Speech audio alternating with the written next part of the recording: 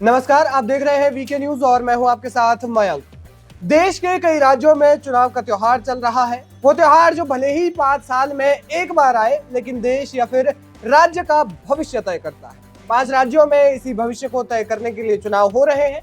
कांग्रेस पूरी जी जान से चुनाव में लगी हुई है, क्योंकि कांग्रेस के लिए राज्यों में वापसी करना जरूरी है। जिस प्रकार से 2014 के बाद से कांग्रेस की साख को करारा तमाचा लगा है, उसके बाद से कांग्रेस 5 राज्यों में होने वाले चुनावों को भी मजबूती से जीतना चाहती है।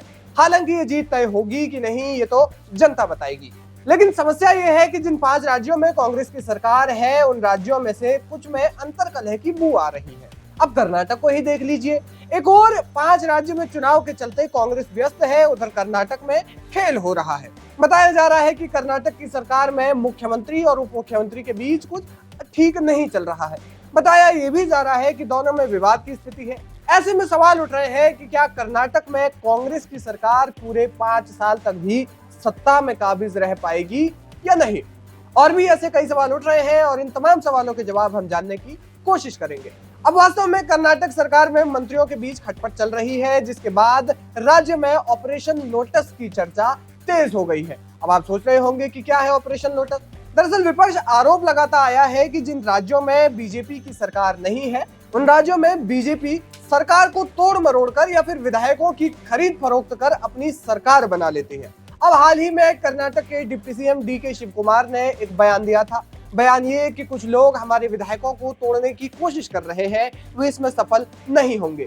अब इस बयान को बीजेपी से भी जोड़कर देखा जा रहा है। वहीं खबरें ये भी आ रही है कि कर्नाटक के मुख्यमंत्री और उप मुख्यमंत्री के बीच खटपट चल रही है, इसलिए ये बयान वहां से भी जोड़ा जा रहा है।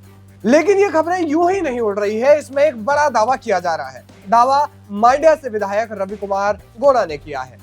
मीडिया रिपोर्ट के मुताबिक उन्होंने कहा कि जिस टीम ने 2019 में कांग्रेस जेडीएस की सरकार को गिराने का काम किया था, वो एक बार फिर से सक्रिय हो गई है। उसकी तरफ से कांग्रेस विधायकों को 50 करोड़ के ऑफर और मंत्री पद का लालच दिया जा रहा है। यही नहीं, उन्होंने कहा कि 4 विधायकों से संपर्क भी साधा गया है, जिसके सबूत रवि कुमार के पास मौजूद है। जारी बयान में रवि कुमार ने एक और बड़ा बयान देते हुए कहा, एक समय जो पूर्व सीएम बीएस येदियुरप्पा के पीए रहे, वे भी अब ऑपरेशन लोटस में पूरी तरह सक्रिय हो गए हैं। लेकिन क्या ये पहली बार है कि बीजेपी पर विपक्ष ने ये आरोप लगाया है? इसका जवाब है नहीं।